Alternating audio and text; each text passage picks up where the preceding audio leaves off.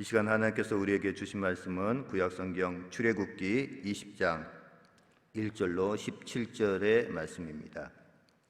구약성경 출애굽기 20장 1절로 17절까지의 말씀은 구약성경 112쪽에 있습니다. 출애굽기 20장 1절로 17절까지의 말씀을 저와 한 절씩 교독하시고 마지막 17절 말씀 함께 합독하시겠습니다. 하나님이 이 모든 말씀으로 말씀하여 이르시되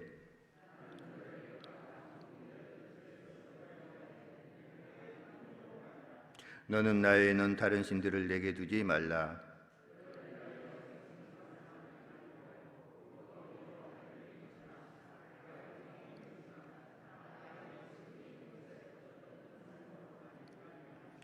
그것들에게 절하지 말며 그것들을 섬기지 말라. 나 내 하나님 여호와는 질투하는 하나님즉 나를 미워하는 자의 죄를 갚되 아버지로부터 아들에게로 3, 4대까지 이르게 하거니와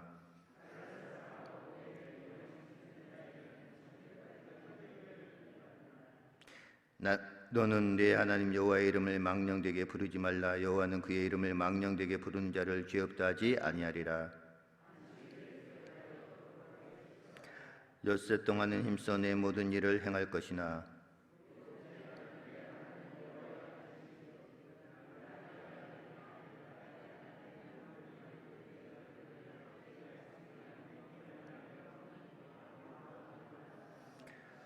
이는 엿새 동안에 나 여호와가 하늘과 땅과 바다와 그 가운데 모든 것을 만들고 일곱째 날에 쉬었습니다. 그러므로 나 여호와가 안식일을 복되게 하여 그날을 거룩하게 하였느니라.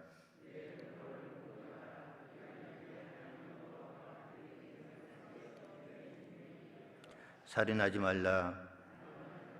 도둑질하지 말라. 함께 읽겠습니다. 내 유세의 집을 탐내지 말라. 내 유세의 아내나 그의 남종이나 그의 여종이나 그의 소나 그의 낙이나 무릇 내 유세의 소유를 탐내지 말라.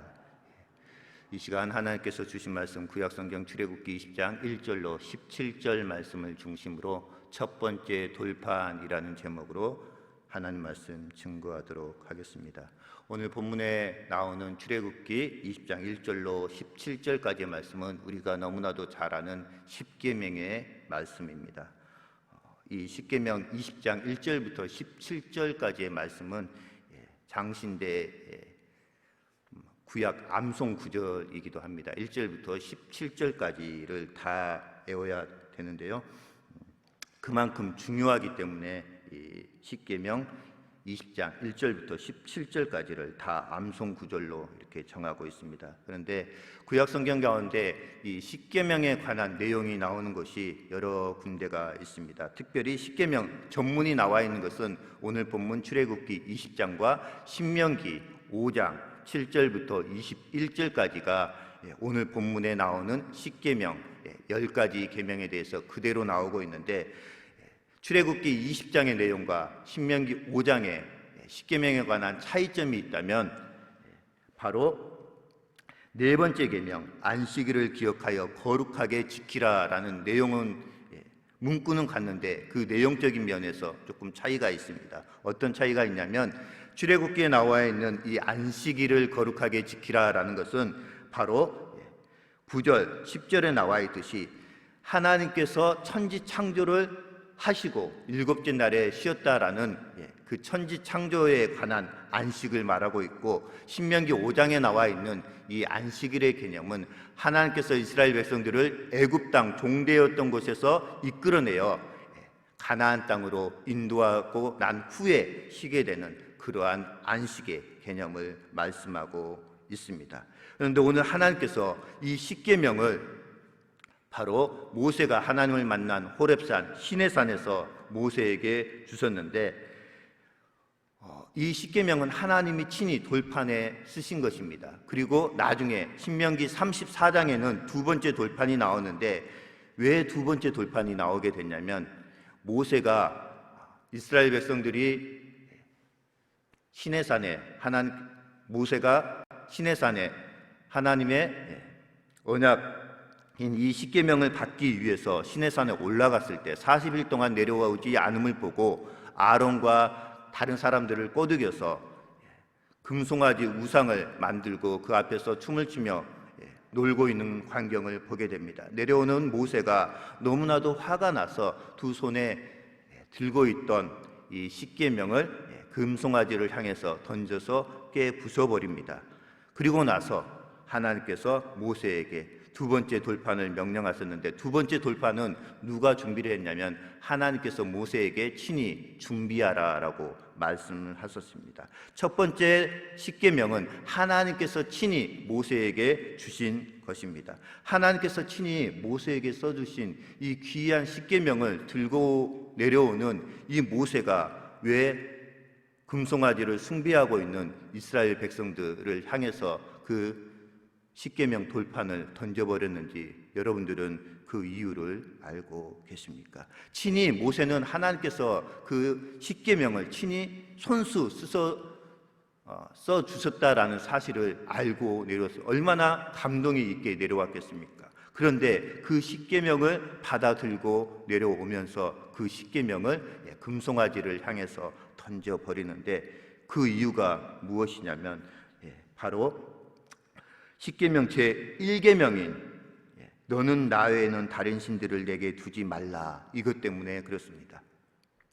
그 이전에는 모세가 십계명을 받기 전에는 죄가 죄인지 몰랐습니다. 그러나 하나님께서 모세에게 십계명을 이렇게 건네주고 십계명을 받아가지고 내려옵니다. 그러면 그때부터 효력이 발생하고 있는 것입니다. 그런데 이스라엘 백성들이 모세가 십계명을 받아가지고 이렇게 내려오고 있는데 행한 그 죄악 가운데 하나가 제1계명부터 범하고 있었다라는 것이죠. 너는 나 외에는 다른 신들을 내게 두지 말라라고 했는데, 바로 눈앞에서 하나님 대신해서 다른 금송아지를 섬기고 있는 그 모습을 모세가 보았을 때 얼마나 화가 났겠습니까? 그래서 단지 화가 나서 그 십계명을 던져버린 것이 아니라 모세의 마음 가운데는 이스라엘 백성들을 너무나도 사랑하는 마음이 있었습니다. 그래서 그 십계명을 던져버린 것입니다. 왜요? 십계명 돌판이 깨져버리면 그 효력이 없기 때문입니다. 우리도 전세 계약서 같은 것을 씁니다. 그러나 그 전세 계약서가 찢어지거나 없어져 버리면 그 효력이 상실하듯이 모세는 하나님과의 관계에 있어서 이스라엘 백성들을 너무나도 사랑한 나머지 그 언약궤를 깨버린 겁니다. 어떻게 하나님께서 주신 그 소중한 언약궤를 모세가 단순히 화가 난다고 해서 깨버릴 수가 있었겠습니까? 이러한 내용이 전반적으로 담겨져 있다라는 것이죠. 오늘 본문 말씀의 전반적인 내용은 하나님께서 이스라엘을 종되었던 애굽 땅에서 가나안 땅으로 인도해 내신 분이다라고 말씀하고 있습니다. 이 십계명을 너희에게 주신 이가 누구냐면 그 하나님은 다음과 같은 하나님이라고 말씀하고 있는데요. 우리 본문 1절 2절 말씀 같이 한번 읽도록 하겠습니다. 1절 2절입니다. 시작. 하나님이 이 모든 말씀으로 말씀하여 이르시되 나는 너를 애굽 땅 종되었던 집에서 인도하여 낸 내 하나님 여호와니라. 지금 하나님께서 이스라엘 백성들을 대신해서 모세에게 이 십계명을 주셨는데, 그 십계명을 주신 분이 어떤 분인가를 설명하고 있습니다. 너희를 애굽 땅 종되었던 그 집에서 인도하여 낸 분이 다른 신이 아니라 모세가 아니라 여호와 하나님이다라고 말씀하고 있습니다. 이미 하나님께서는 출애굽기 3장 14절에서 모세에게 하나님 자신이 어떤 분이신지 하나님의 이름을 설명하였습니다. 여호와, 스스로 있는 자, 스스로 있는 자가 나를 바로에게 가게 했다라는 것이죠.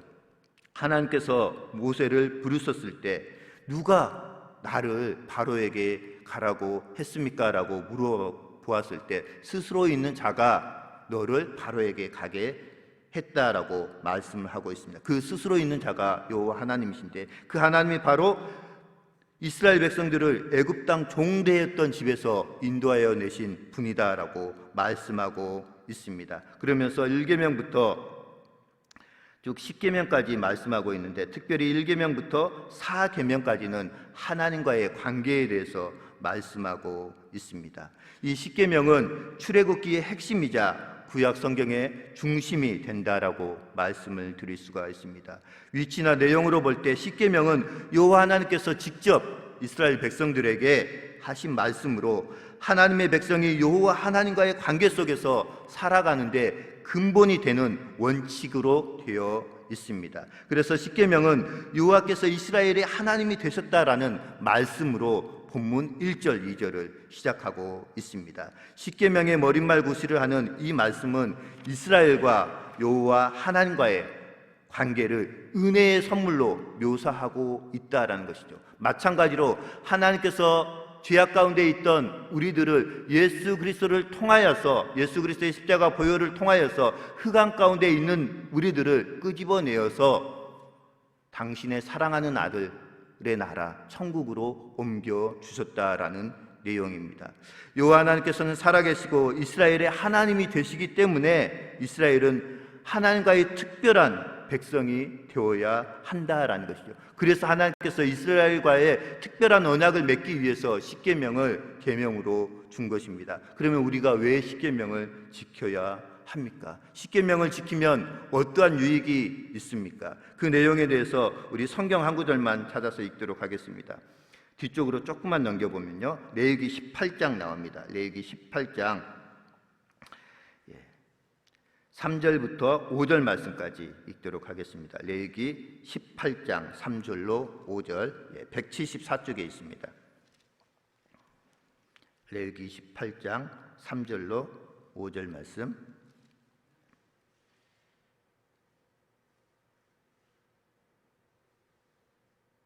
찾으셨으면 한 절씩 교독하고 5절 말씀 합독하겠습니다. 3절 말씀 제가 읽습니다. 너희는 너희가 거주하던 애굽 땅의 풍속을 따르지 말며 내가 너희를 인도할 가나안 땅의 풍속과 규례도 행하지 말고